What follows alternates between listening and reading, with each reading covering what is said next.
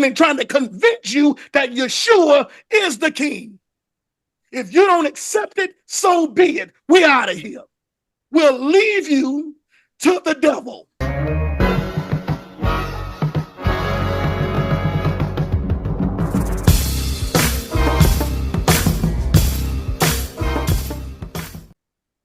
He says in verse number 9, but when some became stubborn, like, some of us, we're stubborn because we don't want to hear about no kingdom. We don't want to hear about no Yeshua being the Elohim. We want to hear about the fruitless, itching ear foolishness.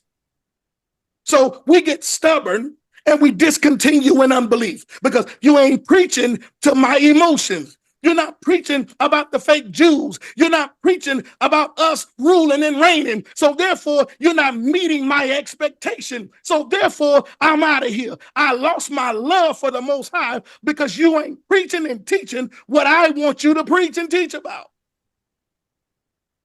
Some of us are Ephesus. Some of us are Laodiceans. Some of us are Smyrnians. But some became stubborn and continued in unbelief, speaking evil of the way, like some of us, speaking evil about your bishop, speaking evil about the pastor across the street, speaking evil about the pastor's wife, speaking evil about everybody, the deacon and the elder, gossiping back and forth, talking and all this other stuff, speaking evil because they're not meeting your expectation and not preaching what you want them to preach. Or you're not doing what they want you, what you want them to do. Speaking evil of the way before the congregation, he withdrew from them and took his disciples with him. Paul ain't wasting his time teaching and talking and trying to convince you that Yeshua is the king. If you don't accept it, so be it. We're out of here. We'll leave you to the devil. It says here in verse number 10, in verse number 9, it says he took his disciples with him, reasoning daily in the hall of Tyrannus. He left the synagogue and went to a secular hall to talk to Gentiles about the Savior. We don't have time to waste and take. See, what happens is the enemy is so crafty, he'll get you arguing and debating about something to get out of the timing of the Most High, because if he can't get you to deny the Most High, it's just as good for him to get you out of the timing of the Most High, to get you out of the message of the Most High, to get you out of preaching the mandate and get you out of your set time and get you out of what he called you to be. So you over here wasting time in a space that you're not supposed to be in, and the enemy is sit back joyfully excited because you're not on mission, you're not on call, therefore you ain't commissioning nothing. This continued, look what it says in verse 10, this continued for 2 years, so that the residents of Asia heard the word of the Lord, both Jews and Greeks. Okay, let's move. All right, because I don't want to labor here too long. But the evil spirit answered them. This verse, look at verse number 15. The evil spirit answered them. It's talking about the sons of Sceva. Yeshua I know, and Paul I recognize, but who are you? And the man in whom was the evil spirit leaped on them, mastered all of them, and overpowered them, so that they fled out of the house naked and wounded. Verse 17, and this became known to all the residents of Ephesus, both Jews and Greeks in Ephesus. And fear fell upon all of them, and the name of the Elohim Yeshua was extolled. So the Most High used the enemy to whoop and beat down some folks who part-time believers who trying to use his gifts and trying to use his ruach to benefit themselves. And the Most High used the enemy to beat them jokers down. Let's go here. Let's go to the next. Verse 23. About that time, there arose a little disturbance concerning the way. See, it was a disturbance arose concerning the preaching of the gospel. For a man named Demetrius, a silversmith who made silver shrines of Artemis, brought no little business to the craftsmen. These he gathered together with the workmen in similar trades and said, men, you know that from this business we have our wealth. And you see and hear that not only in Ephesus, but in almost all of Asia, this Paul has persuaded and turned away a great many people. Let me ask you this. When the last time have your word that you say the Most High called you to preach, that's not the gospel, that's not the word from heaven, that's not your assignment, but you taking on somebody else's assignment, when have you been able to manifest, to turn, to change, and not only that, bring in, and not only just bring in, but their life have changed? When has anybody, and I'm not talking about commuters, I'm not talking about people who already awoke and turn around and jump from one community to the next, one congregation and assembly to the next, one YouTube channel to the next. I'm not talking about commuters. I'm talking about people in Islam, people in Christianity, people in all these other places. When have you used the word that you say he gave you that's supposed to have power, that people's lives have changed? I ain't talking about they come in and next thing you know, it's 6 months later, they back to where they were. I'm talking about life have changed. Has it changed from the inside out? Has manifestation. Their minds have been renewed. They don't do what they used to. Come on, man. Let's move. Let's move. I don't want to say that alone. But look what it says.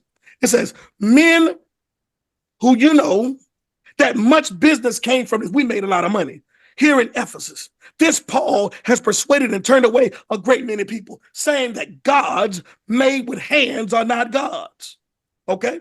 Now, let's move here. We're almost done. We end with this chapter. We're going to jump into Revelation and we're going to be done. Give me about 10, 15 more minutes and we out of here. Look at verse number 32. Now, some cried out one thing, some another, for the assembly was in confusion, and most of them did not know why they came together. Some of y'all are jumping in other stuff. You don't even know the whole story.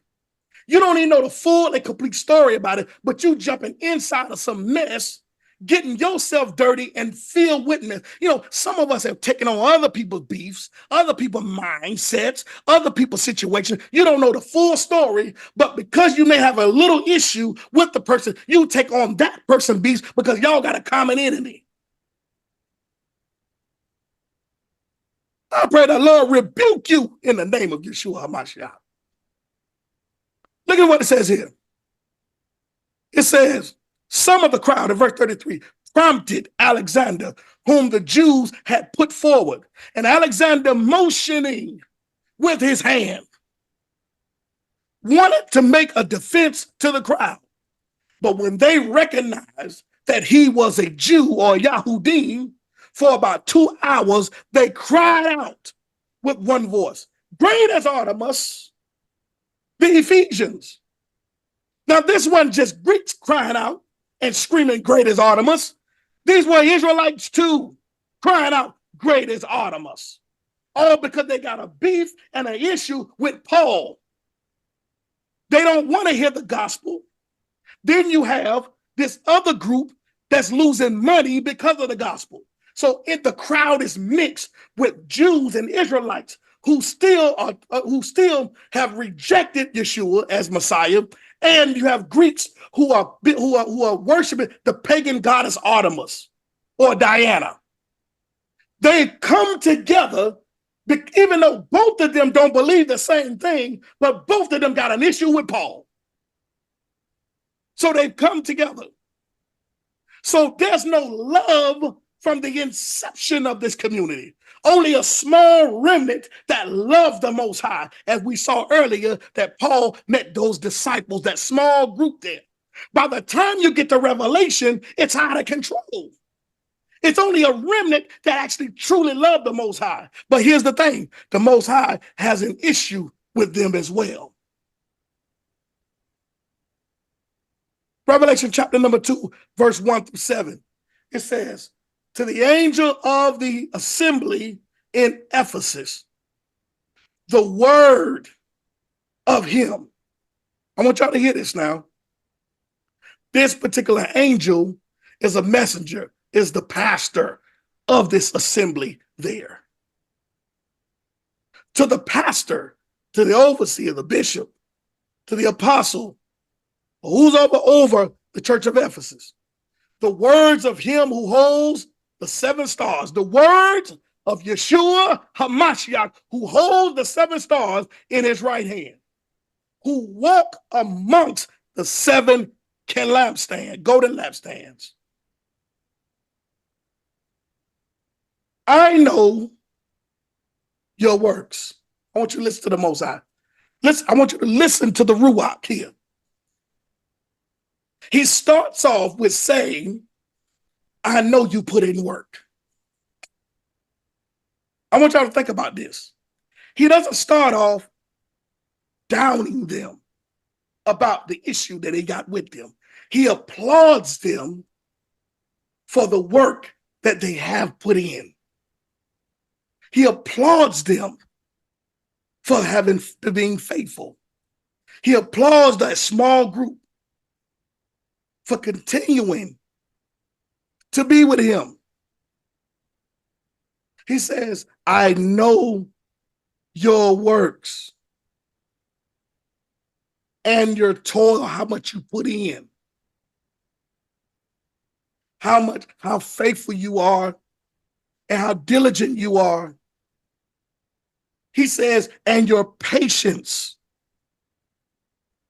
I recognize all of that, your works. I recognize how hard you grind. I recognize how patient you are. And I know you cannot bear with those who are evil. We just read in Acts chapter number 19 that the small group of disciples there saw all of that was going on. They could not stand these non-born again Israelites. They could not stand the Greeks who would make gods and worship them. They couldn't stand living in Ephesus where Diana was worshiped in the temple of Artemis. They couldn't stand none of that. They couldn't stand it so much they isolated themselves from around all of that.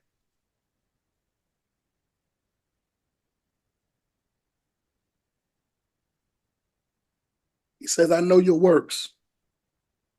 I know your toil. I know your patience. I know your endurance. I recognize all of that.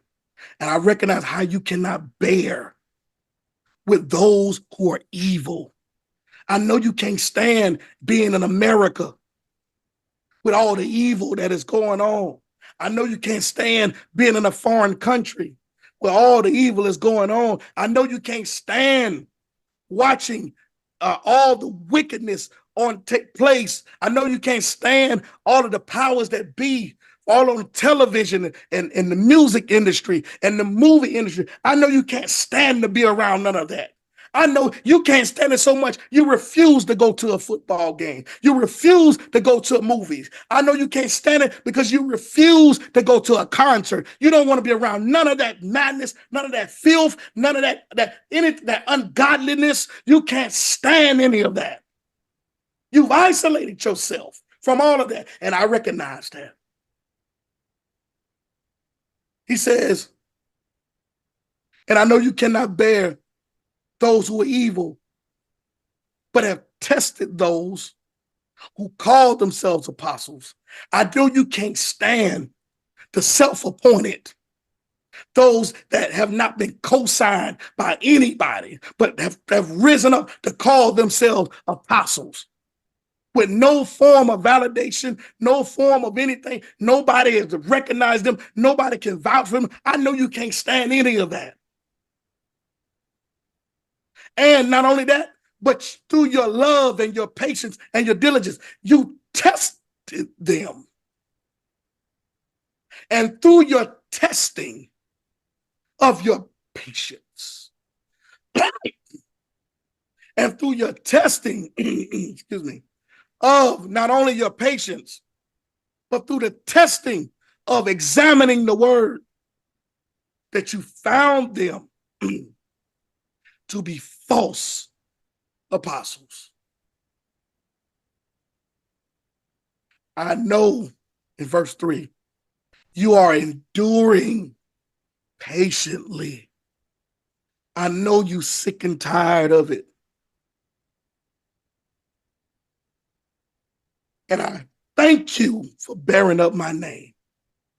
I thank you for declaring how much you love me. And you have not grown weary in your patience. You have not grown weary in your declaring of me. You have not grown weary because of evil. But in all of your isolation and in all of your proclaiming who I am amongst the believers, I have this one thing against you.